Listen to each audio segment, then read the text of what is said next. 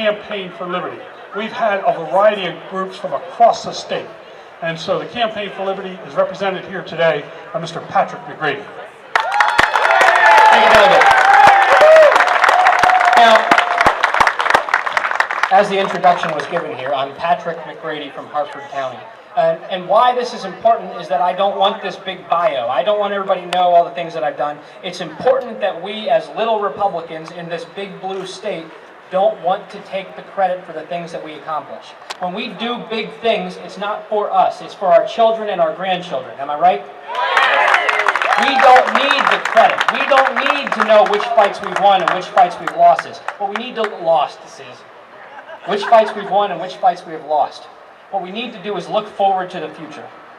What that means today is gerrymandering.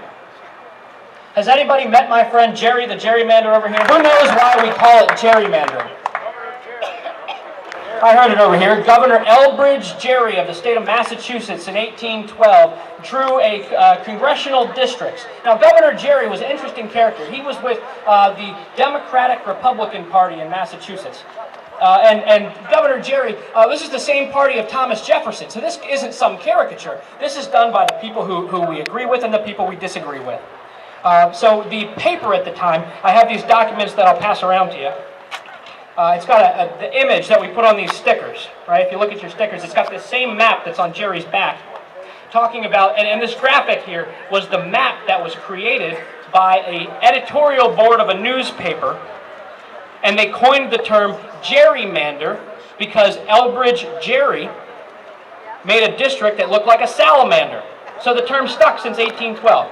That's why we use that term. So it's been pervasive ever since then, right? The Democrats do it, the Republicans do it in the states that they're blessed to have control, and it's wrong everywhere they do it. Thank you, Jerry. Now, if you look at Jerry's front here, Jerry, your front, we have written, who picks whom? Who picks whom? This was a little project we took on. We bought the domain name whopickswhom.org or something like that. And it's who picks who? Should the politicians pick the voters or should the voters pick the politicians? Who picks whom? Now, why do you care about this? We've already lost this fight. I'm going to be honest with you. We're not going to win today. We're not going to win tomorrow, and we're not going to win on Thursday and Friday. We're going to lose. Why? Because we don't have the votes. Why don't we have the votes?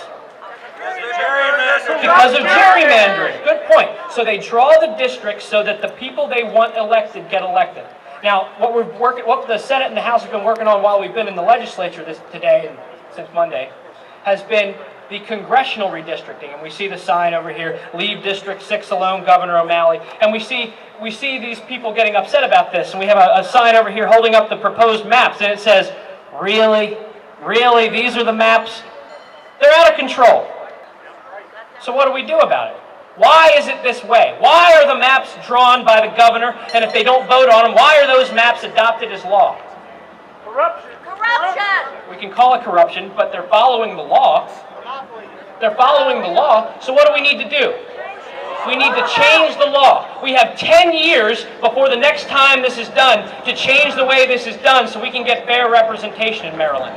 I promise to you right now is that I will work with any delegate and any senator who will help to propose a piece of legislation in January during the regular session of the General Assembly to change the way that the districts are drawn in the state of Maryland, not yet, is to talk to people sitting next to you.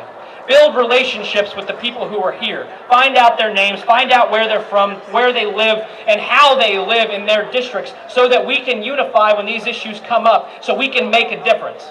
Because if we do not, then we will never make a difference. Now, groups here represented. I think I saw the Americans for Prosperity. I think I saw the Campaign for Liberty. What other groups do we have? Help Save Maryland. Help Save Maryland. I saw the Hagerstown Tea Party over here. Campaign for Liberty, Baltimore County.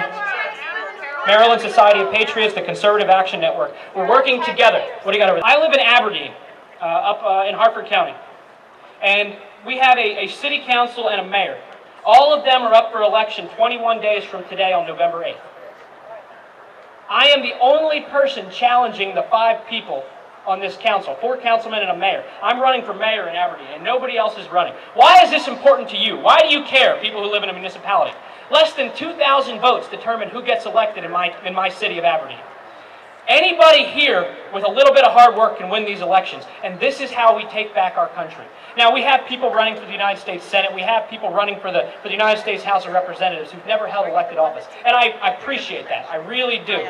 But the way you learn the politics, the way you learn how to talk to voters and to earn votes and to make friends who agree with you philosophically is by getting elected to local office in your county, in your city, and in your town.